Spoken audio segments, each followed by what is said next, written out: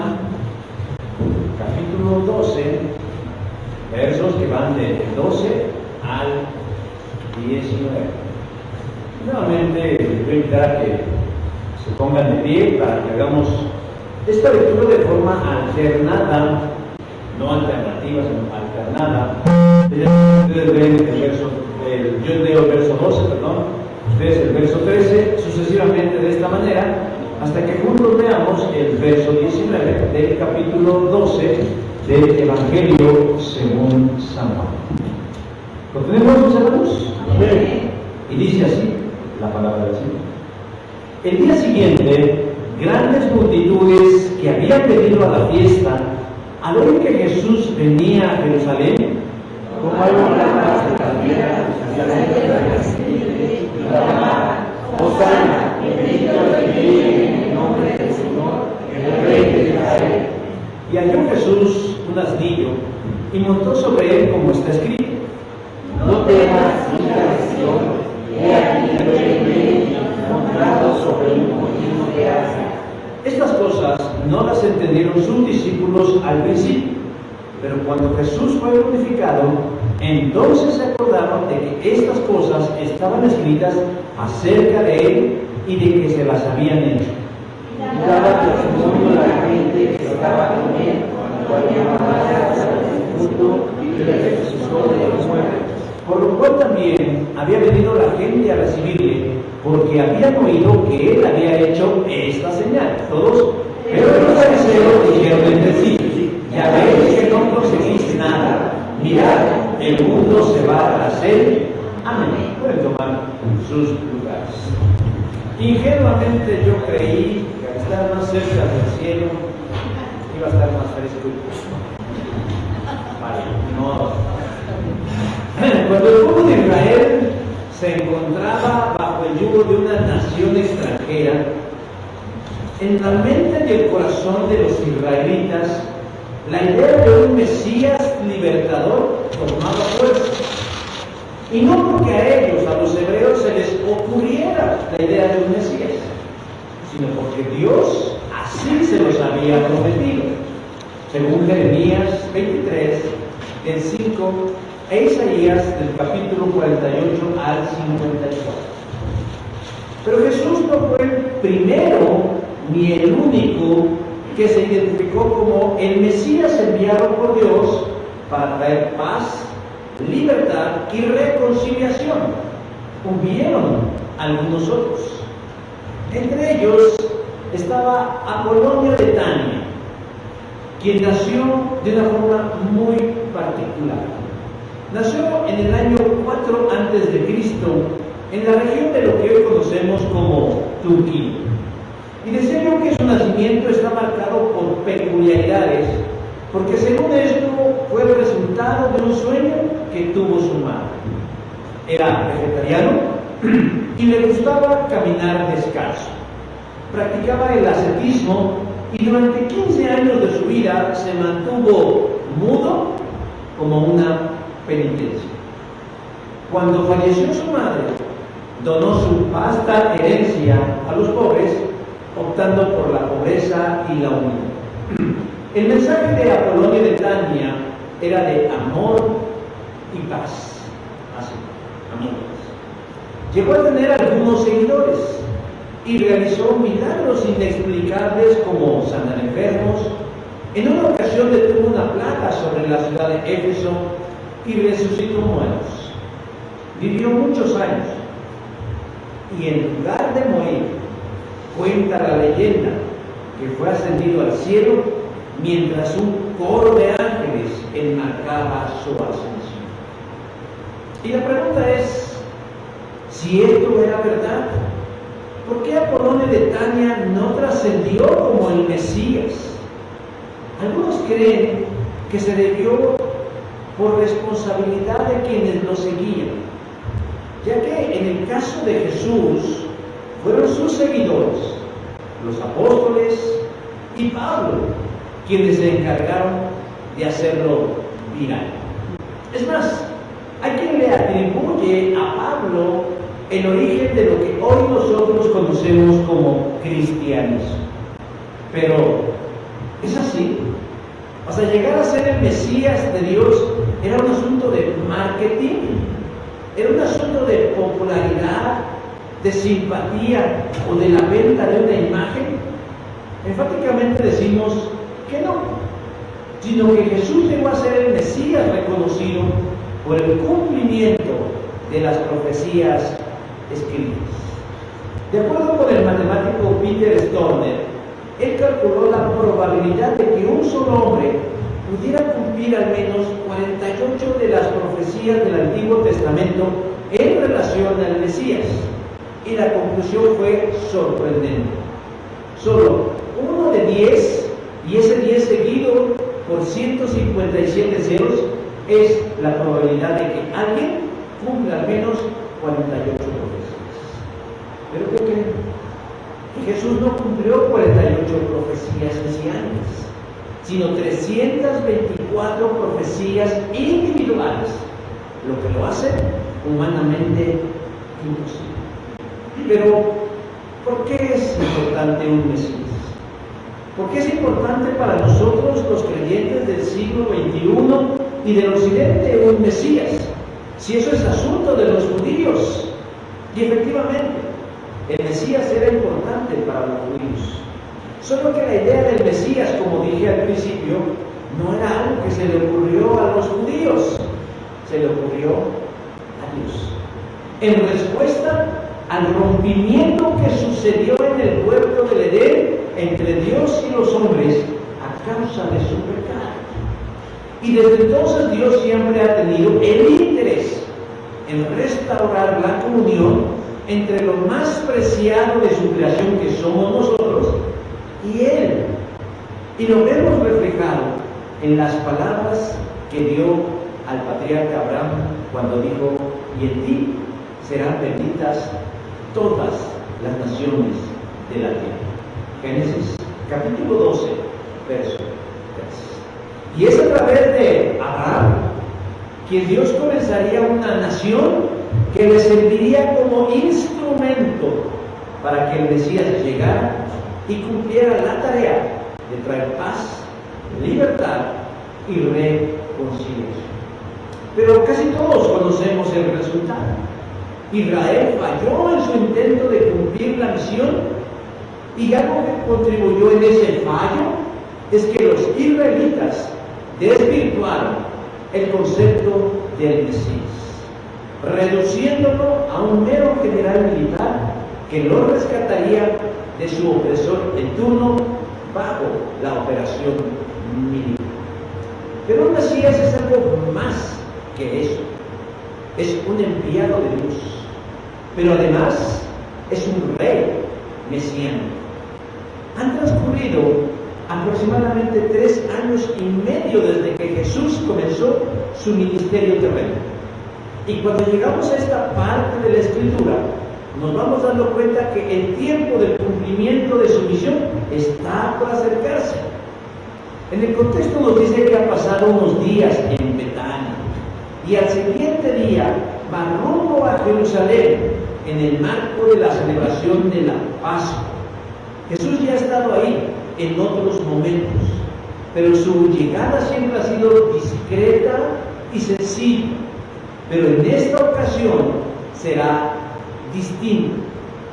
Y será distinta no solo porque durante 3 años y medio ha construido una reputación en base a sus palabras, su conducta y sus milagros, sino porque ha llegado el momento de mostrar su verdadera naturaleza, que es un rey mesiánico.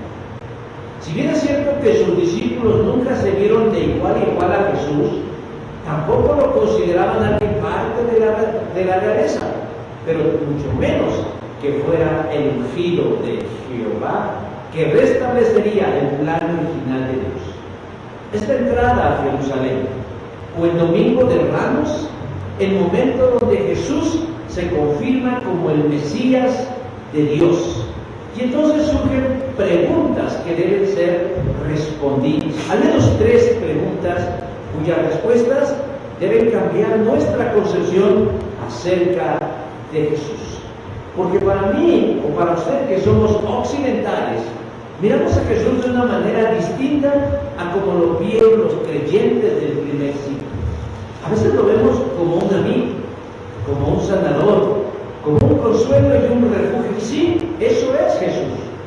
Pero todos esos atributos, mis hermanos, surgen de la experiencia o de una necesidad en particular. Y por ende, muchas veces nuestra concepción de Dios y su verdad gira en torno a nosotros, cuando en realidad el importante es Él. El regalo de Dios a la humanidad no es el Evangelio. El regalo de Dios a la humanidad no es la salvación, ni tampoco la Escritura o la Iglesia. Es Jesús, el Rey Mesías Jesús. Y por eso me atrevo a afirmar que después de hoy, su concepción de conocer a Jesús como el Rey Mesías cambiará totalmente. Y cambiará totalmente la manera en cómo ejercen su fe en la vida cotidiana. Pero vamos al pasaje. Y hagamos la primera pregunta del pasaje en relación a la confirmación de Cristo como el Rey Mesías. Primero, ¿cuándo? ¿En qué momento se da la confirmación de Jesús como el Rey y Mesías? El verso 14 nos da la respuesta. Dice, y halló Jesús un asnillo y se montó en él. El pasaje comienza relatando que multitudes van a Jerusalén con un propósito específico. Versículo 12, habían venido a la fiesta. ¿Qué fiesta es la que está referenciando Juan? La fiesta de la Pascua, que rememora la liberación del pueblo de Israel después de 400 años de esclavitud. Es propio que un judío bien nacido asista por lo menos una vez en su vida a conmemorar esta fecha tan importante en la ciudad de Jerusalén. Y Jesús no es la excepción. Él ha estado en más de una ocasión en Jerusalén y puede decirse que ha pasado desapercibido. No ha habido grandes algarabías por su presencia, pero como dije hace un momento, esta ocasión es distinta, diferente. ¿Por qué? Porque Jesús va con la idea de que el clímax del por qué está aquí va a cumplirse. Pero para eso tiene que revelarse en su verdadera naturaleza, el Rey Mesías. La gente ya conocía algo de Jesús. Durante esos 3 años y medio, Jesús había labrado un nombre. Ahí había gente que lo había escuchado, gente que había atestiguado sus obras portentosas. Y cuando saben que Jesús va a ir ahí, la ocasión de la festividad se torna intensa, porque entonces la gente fue con gran entusiasmo. ¿Y cómo manifestaron ese entusiasmo? Versículo 13, tomaron ramas de palmeras y salieron a recibir. Es probable que la gente ya tuviera una idea acerca de Jesús, porque cuando leemos los evangelios encontramos guiños de que la gente más o menos entendía cuál era la realidad de Cristo. Pero como veremos más adelante, Juan nos diría que estas cosas no las entendieron al principio, versículo 16. Seguramente el Espíritu Santo les hablaba, no les daba detalles, pero les daba como señales acerca de lo que estaba sucediendo. Esos momentos no eran como otros, eran más que especiales. Pero me llama la atención cómo todos los que están ahí presentes se prestaron de manera un tanto involuntaria al cumplimiento de una profecía mesiánica que confirmaba la naturaleza real y monárquica de Jesús. El uso de las ramas de los árboles o de las palmas en la cultura hebrea es un símbolo que denota alegría. Basta revisar Levítico 23:40 durante la fiesta de los tabernáculos, cómo la gente ondea palmas o ramas a causa del gozo que experimentaba. Durante la fiesta de las luces que ocurrió en el periodo intertestamentario, en la dedicación del templo después de que Antíoco Epífanes lo profanara y ellos lo santificaran, nuevamente las palmas hicieron su aparición como muestra de gozo y de muestra de alegría. Y la gente no podía ocultar su gozo, su alegría de saber que Jesús estaría entre ellos. Y rapidito se apresuraron a recibirlo como se merece, como un rey. El horneo de las palmas no era silencioso. Y le preguntaba a mi esposa, y yo no sé si algunos de ustedes han estado en alguna iglesia donde no se puede aplaudir. Alguna vez fuimos a la iglesia metodista en Gante en la presentación de una obra coral y ahí estaba prohibido aplaudir, es más, hasta dar algún tipo de aspaviento. Y cuando el coro cantaba, ese coro monumental de 100 voces terminaba y se oían las músicas y los tambores de la orquesta, la gente en lugar de aplaudir se contenía y agarraban su programita y hacían. En algunas congregaciones está prohibido mostrar alegría. Y a veces decimos, vamos a dar alabanza al Rey. En silencio. Pero vemos aquí que la gente no estaba en silencio. Ondeaba las palmas acompañado de un clamor que decía, Hosana, bendito el que viene en el nombre del Señor, versículo 13. Sabemos que es un clamor, porque la palabra hebrea Hosana significa sálvanos, Señor, ayúdanos, Señor. La gente comienza a tener claridad en su mente y en su corazón que aquel hombre que está por llegar no solo es un milagrero, no solo es un sanador o un maestro o alguien con una gran elocuencia. Los esotéricos y místicos ven a Jesús como un iluminado o como un maestro, pero solamente refleja su desconocimiento. Para el judío del primer siglo, cuando ven a Jesús, ven al Salvador, al Libertador, al Mesías en hebreo o al Cristo en griego. Pero ellos saben que no únicamente ese hombre es el Mesías al que le claman Hosana al Hijo de David, sino también saben que es un rey, versículo 13, el Rey de Israel. Y estas son dos cualidades inseparables, porque no se puede ser Mesías sin ser rey, ni rey sin ser Mesías, para cumplir la tarea que Dios les ha encomendado. Y la gente, aunque no tiene claro esas cosas, intuyen en Jesús eso. Pero para completar el cuadro, Jesús encuentra, versículo 14, en el camino un asnillo, un pollino, o un burrito, pues, y se monta en él. El relato de Juan a este respecto es más dinámico que los otros evangelios. No invierte tiempo en saber quiénes fueron a buscarlo, dónde fueron a encontrarlo, qué le dijeron al dueño, referente al burrito. No, ellos simplemente van a lo que va. Jesús ve un asnillo y se monta en él. Tampoco invierte tiempo en decir que ataviaron el burrito con sus mantos, en decir que la gente colocaba cosas en el piso para que Jesús pasara. No. Juan sencillamente dice que Jesús montó el asnillo y caminó. Y la imagen habla por sí sola. Es reconocida por todos los que estaban allí presentes. Es el cumplimiento, la confirmación de que aquel que va montado en ese burro es el Rey y Mesías de Israel. Ellos no tenían internet, ellos no tenían imágenes o fotografías que pudieran traerles a la mente que esa era el cumplimiento, pero conocían la Escritura.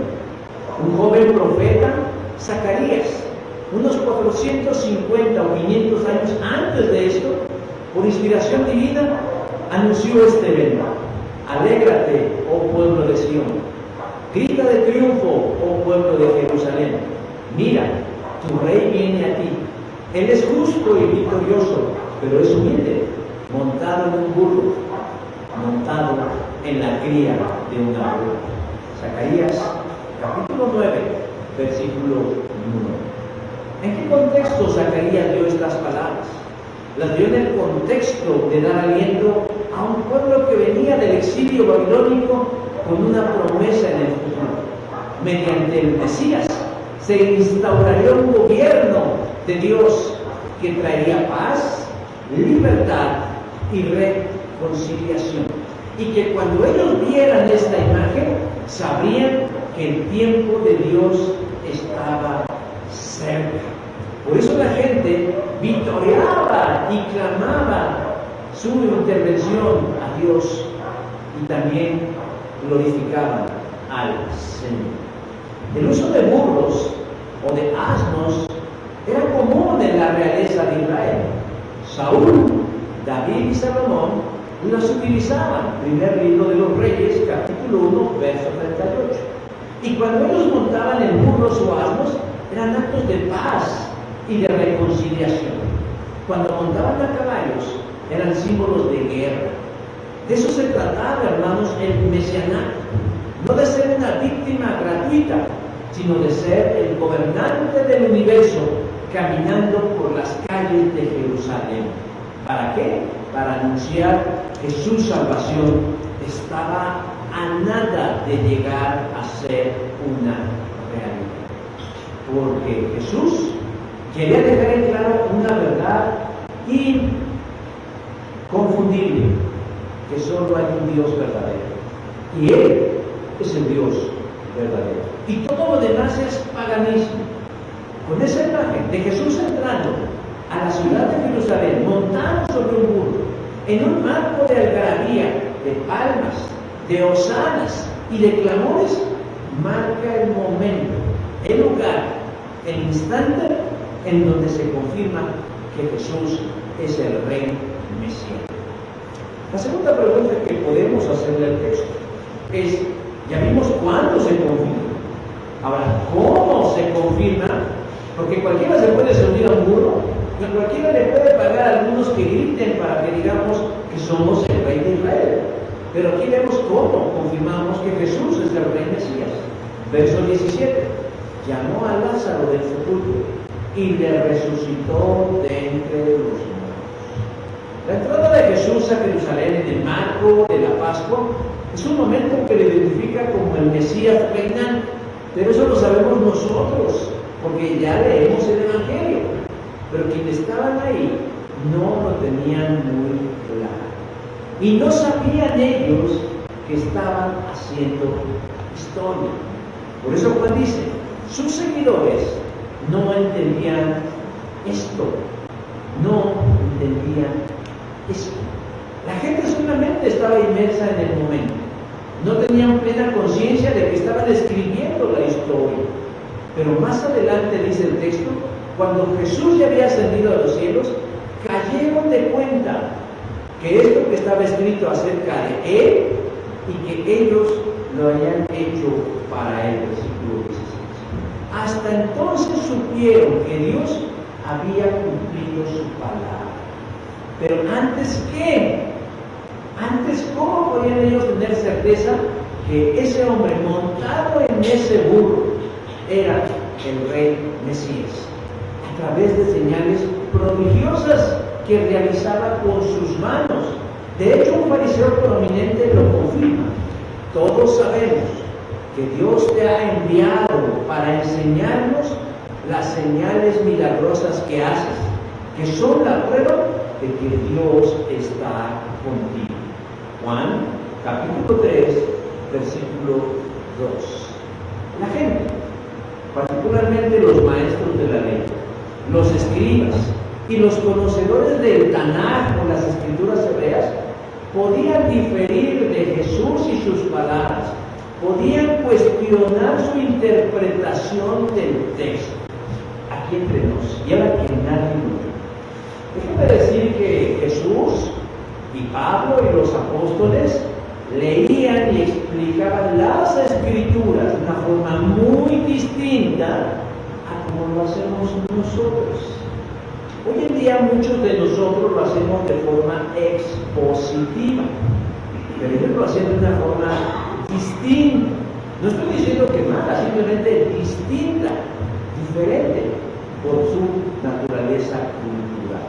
Pero bueno, a lo que yo voy es que estos maestros de la ley, cuando escuchaban a Jesús, podían estar o no de acuerdo con su interpretación, con su aplicación, con su exégesis del texto, y estaban en su derecho. Podían decir: tú no eres el Mesías por lo que hablas. Pero había algo contundente que hacía ver a Jesús como el Mesías reinante. ¿Y cuáles eran? Las señales milagrosas que hacían, siendo una en específico la que marcó e impresionó a todos. Versículo 17: cuando llamó a Lázaro de la tumba y lo resucitó. La resurrección de Lázaro marca un punto de inflexión. No podían explicarlo. Bueno, tampoco podían explicar cómo es que caminó sobre las aguas, Mateo 14, 22. Tampoco podían explicar cómo con un lonche de un niño dio de comer a más de 5,000 personas y hasta hubo para llevar, Mateo 14. O que dio vista a los ciegos, Juan 9. Pero pareciera que eso, aunque es impresionante, no marcó a la gente como el solo hecho de haber devuelto la vida a Lázaro, que ya tenía, por cierto, varios días en el sepulcro. El hecho de ver a Lázaro morir y levantarse les voló la cabeza en un sentido figurado y los convenció de que aquel hombre de carne y hueso, que veían con sus ojos, que palpaban con sus manos y escuchaban con sus oídos, era el Mesías. Quienes atestiguaron eso se sirvieron de promotores de esa verdad. Lo compartían a todos diciendo: yo lo vi, yo lo escuché, yo lo percibí, yo estaba ahí. Recuerdo vívidamente cuando movieron la piedra del sepulcro y el hedor de la muerte salía de ahí, pero al poco tiempo un hombre vuelto a la vida salió vivo. Sus sentidos no los engañaban, como diría René Descartes. Estaban claros, y no fue uno, ni dos, ni tres. Fueron muchos los que estuvieron ahí, versículo 18. Por lo cual, también había venido gente a recibirle, porque habían oído que él había hecho esta señal. O sea, la gente que estuvo ahí atestiguaba y daba evidencia de eso. Y la gente que lo oía mediante la fe decían: pues queremos conocer a ese hombre.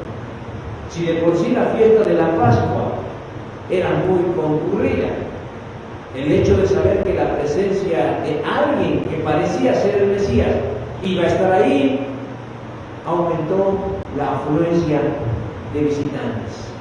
Por eso dice Juan al comienzo: grandes multitudes que habían venido a la fiesta al oír que Jesús venía a Jerusalén. Y contra esa poderosa señal, el Señor Jesús decía: ven, mándenme esta. Nada podían hacer los detractores de Jesús ante la evidencia palpable, tangible, evidente de que solamente alguien que estuviera con Dios podría hacer esas grandes señales. Yo creo que en el fondo ellos sabían la verdad, entendían el momento y la circunstancia, y muy en su interior también asentían diciendo que ese hombre era el Cristo, el Rey Mesías. Solo que su celo y su sesgo cognitivo les impedía a la gran mayoría de ellos aceptar esa verdad. Pero para uno, hermanos, mediante la fe, aceptamos que Jesús tiene la autoridad por sobre la vida y la muerte, según Deuteronomio 30, 19. Y esa es la confianza en la que descansamos nuestra eternidad, en el lugar seguro de que si creemos que Jesús es el Mesías, estamos confiando en la máxima autoridad. ¿Cómo sabemos que Jesús es el Rey Mesías? Porque tiene poder sobre la vida y tiene autoridad sobre la muerte. Y por último, la tercera pregunta que le hacemos al texto: ¿qué implicaciones tiene esa confirmación de Jesús como Rey Mesías? Versículo 19 dice: mirad, el mundo se va tras él. Entre la multitud que estaba ahí en Jerusalén había fariseos. Pero ¿quiénes son los fariseos? ¿Quiénes son estos personajes? Mire, lamentablemente, en los círculos evangélicos se utiliza de forma ligera y hasta irresponsable el término fariseo. Y lo digo que es ligera y irresponsable porque no comprenden bien quiénes son estos personajes. Utilizan el nombre como un epíteto, como un adjetivo para descalificar a otro que parece ser muy religioso o que parece no ser tan buena persona. Pero, ¿qué es un fariseo? Un fariseo era uno de los tres grupos de líderes religiosos o espirituales en Judea. Los otros eran los saduceos, que por cierto eran medios herejes, porque negaban la resurrección de los muertos. Y los otros eran los esenios, que vivían aislados en su mundo, en lo suyo. Pero los fariseos tenían mucha influencia en la sociedad judía. Ellos procuraban la ortodoxia, es decir, la observación estricta de la ley de Moisés. Eran estudiosos de las escrituras hebreas.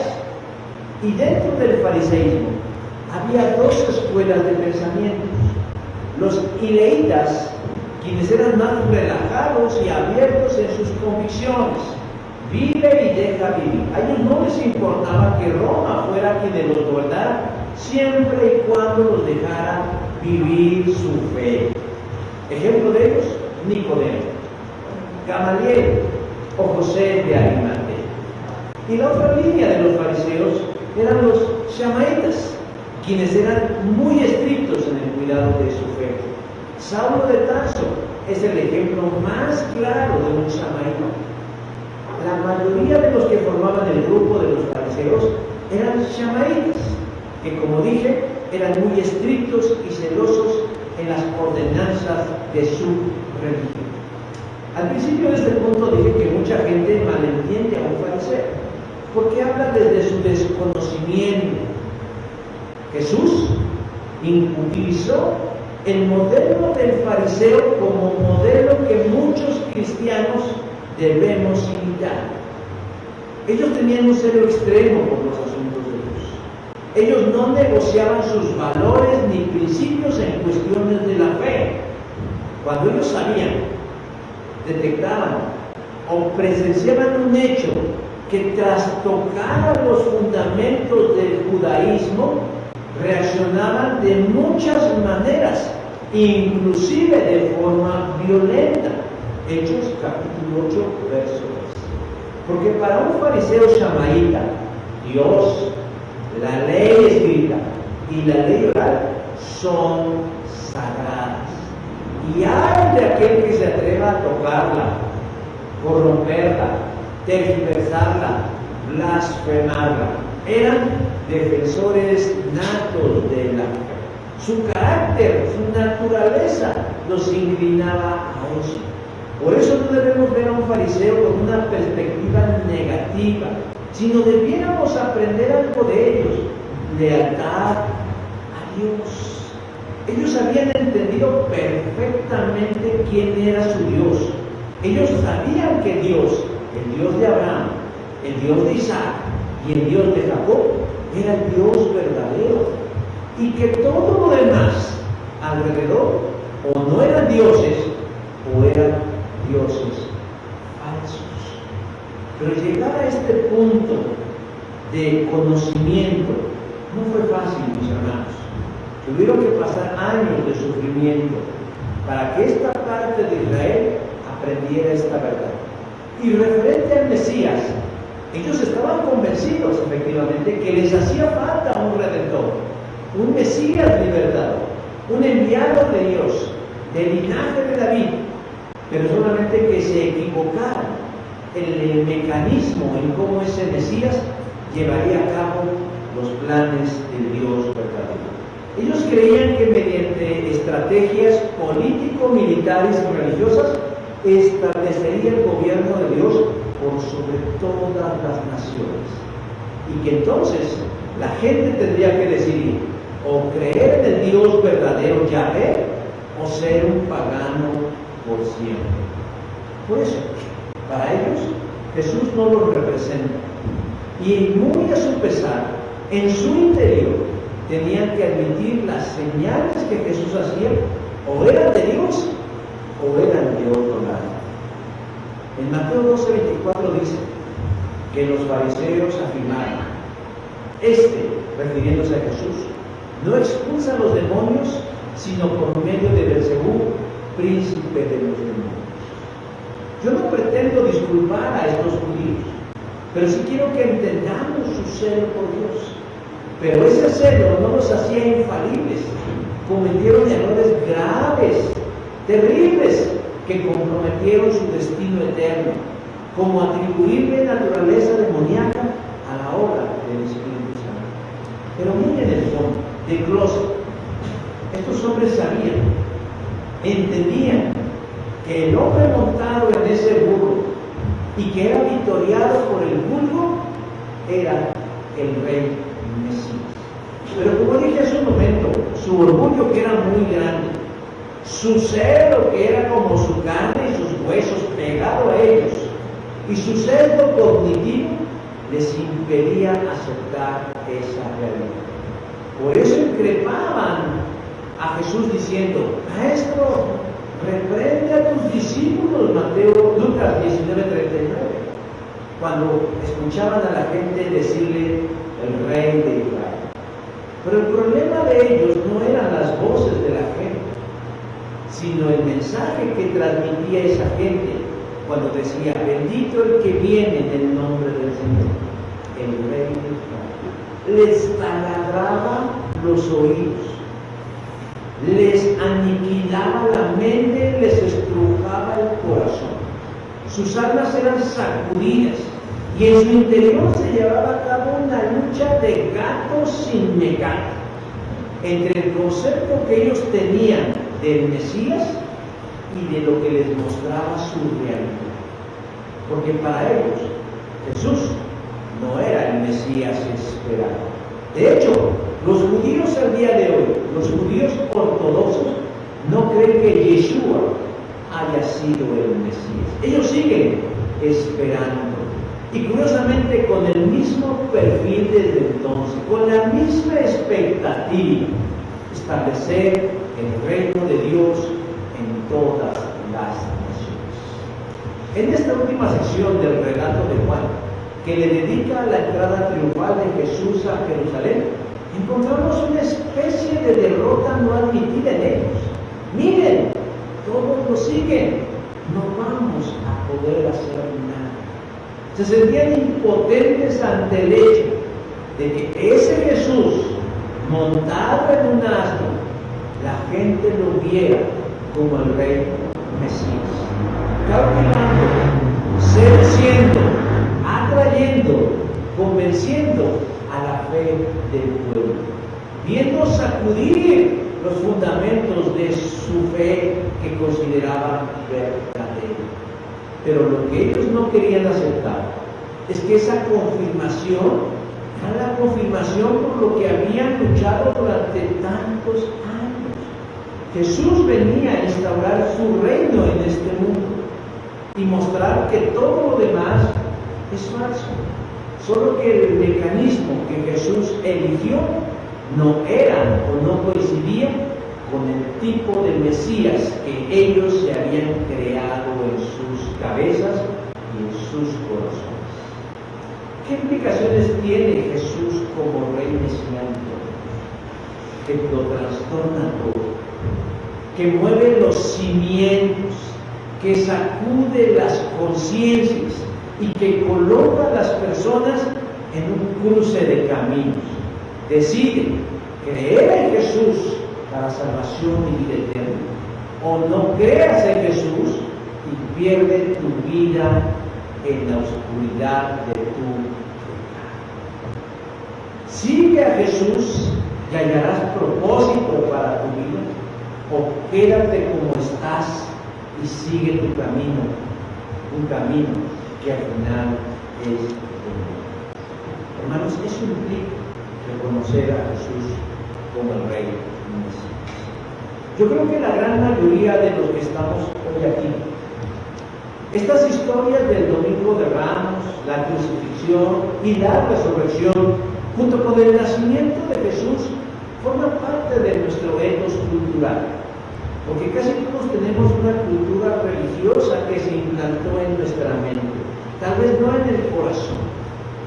Pero yo quiero decirles algo, que cuando entendemos el papel de Jesús como Mesías y como Rey, podemos concluir diciendo que Jesús es lo mejor que puede pasarnos en la vida, porque es Dios mismo viniendo a reconciliar, a traer paz y libertad de aquello que sería roto, que viene a instaurar su reino en cada mente, en cada vida y en cada cosa.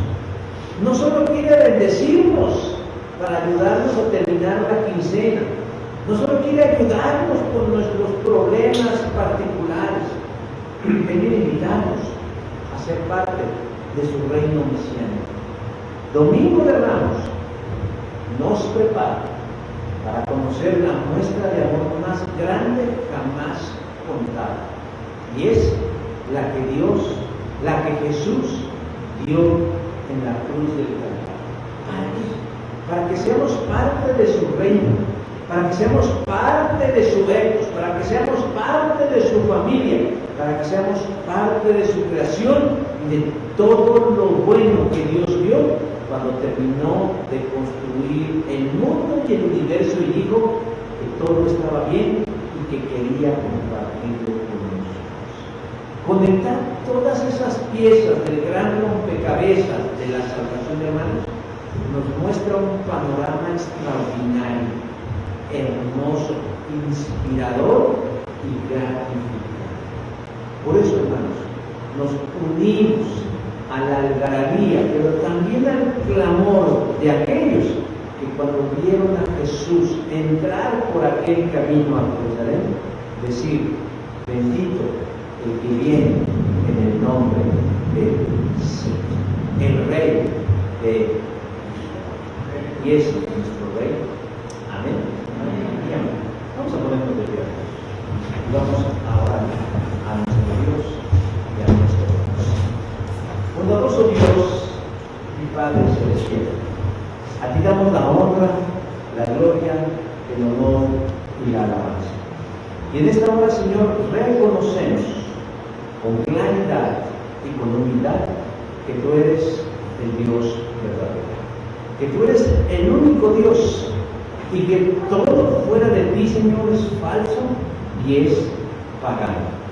Y que a ti, Señor, te ha placido revelarnos estas cosas, abrir nuestro entendimiento y permitir que inclinemos nuestra voluntad en fe a ver en Jesús a nuestro Mesías, a nuestro libertador, a nuestro Salvador, al medio a través del cual podemos reconciliarnos con la creación entera y tener paz contigo. Te bendecimos, te glorificamos, te exaltamos, poderoso Dios, porque eres bueno y maravilloso. Y permite, oh Dios, que en nuestras mentes y en nuestros corazones, en nuestras vidas, seamos una constante alabanza, pero al mismo tiempo siguiendo el ejemplo de aquellos que con sus ojos y sus oídos atestiguaron tus palabras y tus hechos portentosos. Que del mismo modo, Señor, nosotros en fe también atestiguemos tus obras portentosas en y a través de nuestras vidas. Te glorificamos, te exaltamos, te reconocemos y clamamos, como lo hicieron los antiguos: Hosana al Hijo de David. Bendito el que viene en el nombre del Señor, nuestro Rey, el Rey de Israel. Por tu nombre oramos y esperamos en eso, Señor Jesús. Amén. Muchas gracias, mis hermanos. Bueno, hermanos,